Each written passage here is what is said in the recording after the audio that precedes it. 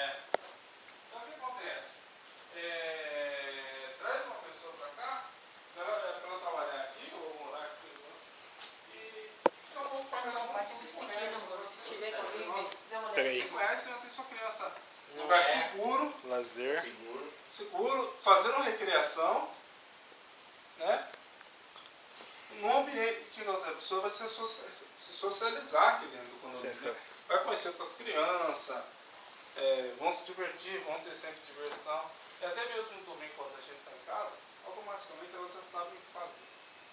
Já fica, ó pai, vamos comigo lá, ó pai, vamos comigo lá, ó pai, vamos comigo lá. Mas elas sabem onde fica o câmbio, sabem onde fica tudo, sabe? Onde moram os amiguinhos. Cada casa tem um interfone. O banheiro, a cozinha. Tá bom, olha só antes. A cozinha. Qualquer problema. Liga lá, a hora. Olha meu amor, pro quarto. Pronto.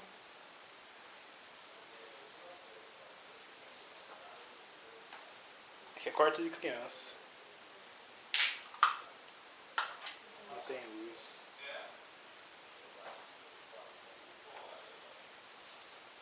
Tem que jogar dinheiro de só pico, porque outra coisa não vira não.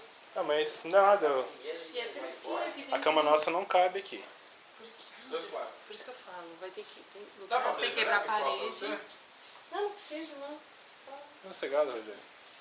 É porque quando nós começamos com o condomínio, só tinha essas casas. Aumentar o quarto. E não E tinha diminuir o portaria. quarto.